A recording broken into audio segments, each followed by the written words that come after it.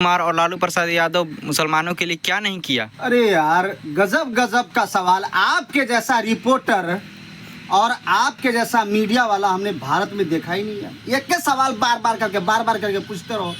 क्या किए बताइए ना आप ही भाई। आप ही लोग की वजह से बिहार का मुसलमान बदनाम हो चुका है।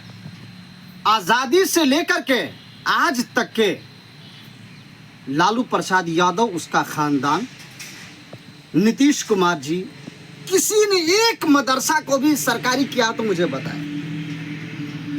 मदरसा अनुदान पे चल रहा है हिम्मत लालू प्रसाद यादव और नीतीश कुमार की, है हिम्मत जो मदरसों को सरकारी करके दिखलाए।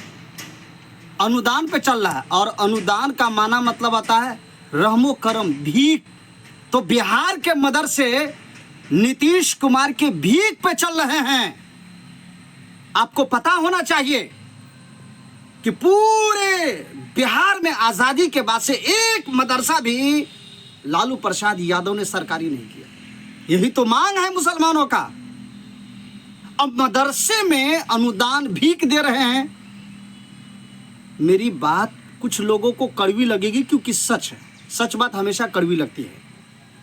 जब चाहे तब मदरसों को हटा सकता है वो। बीजेपी की सरकार आएगी, पूर्ण बहुमत से आएगी, मदरसे में सीधे ताले लग जाएंगे। किसी मुस्लिम एमएलए एमएलसी को फिक्र है? किसी को भी? सबको एमएलए बनने की फिक्र है, एमएलसी बनने की फिक्र है, एमपी बनने की फिक्र है, राज्यसभा जाने की सबको फिक्र है।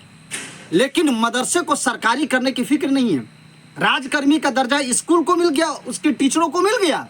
मदरसे के टीचरों को, उस्ताद को, मौलिम को, पढ़ाने वाले को, शिक्षक को मिला है हिम्मत नीतीश कुमार में। तो मदरसे के शिक्षकों को राजकर्मी का दर्जा दिखलाए दे करके तब समझेंगे कि मुसलमानों के वो हमदर्द और मसीहा हैं। है हिम्मत। अगर लालू प्रसाद यादव मदरसे को सरकारी कर दिए होते तो आज मुसलमानों को, मौलवियों को, मदरसे को, शिक्षकों को दर दर के ठोकर खाना नहीं पड़ता। हर जगह तो यार फंसा के रखा, बोरे के बोरे वोट दीजिए। और जब कोई मुसलमान का बच्चा लालू प्रसाद यादव के खिलाफ बोलता है, आईना दिखलाता है, सच बोलता है, तो उसको सीधे क्या कहते हैं? अरे यार, ये तो बीजेपी का एजेंट है, ये तो आरएसएस, शिवसेना, बजरंग दल का एजेंट है। क्यों? इसलिए अगर ये बात नहीं बोलेंगे ना मुस्लिम एमएलए एमएलसी, तो उनको वोट मिल ही नहीं सकता। शर्म से डूब मरना चाहिए।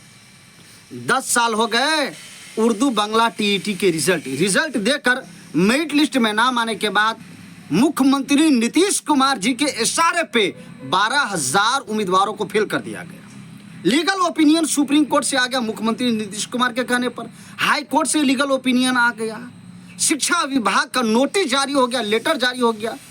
अब बताइए, एक उर्दू बांग्ला टीईटी का इम्तिहान होता है, एग्जाम होता है, परीक्षा होता है, उसमें 27-26 क्वेश्चन गलत होते हैं और गलत क्वेश्चन का, सवालों का अंक नहीं दिया जाता है।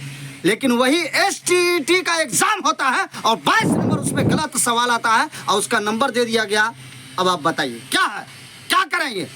ये भेदभाव क्या चीज के नाम पे? हिंदू मुस्लिम के नाम पे भेदभाव।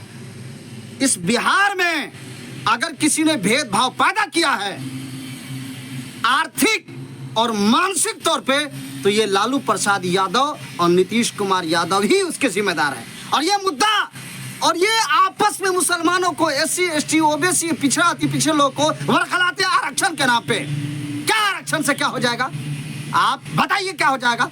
उर्दू टीईटी का एग्जाम का रिजल्ट 10 साल में अभी तक नहीं आया। एसटीईटी को आप 50% पे बहाल कर रहे, रिजल्ट दे रहे हैं, और उर्दू टीईटी उम्मीदवार जो अल्पसंख्यक कहलाता है उसके लिए आप 60% रखे हैं। यही आपकी ईमानदारी है। आज तक के बिहार में आजादी के बाद से एक मदरसा सरकारी नहीं हो पाया। यही आपकी ईमानदारी है। मुर्दे को घेराबंदी आप कर देते हैं कब्रिस्तान को। क्यों? क्योंकि उसमें दलाली का पैसा मिलता है। किसको?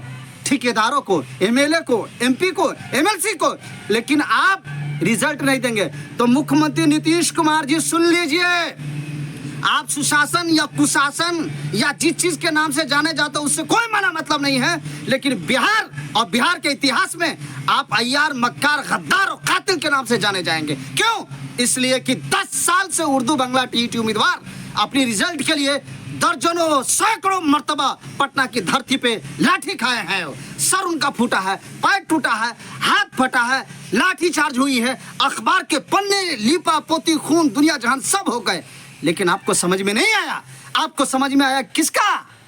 आपको समझ में आया शिक्षकों का, जो आपके कैटेगरी के हैं, जो आपके लोग हैं, उनके बारे में तो समझ में नहीं आया। लेकिन आपने उर्दू टीईटी का रिजल्ट जाने, कितनी बड़ी शर्म की बात है।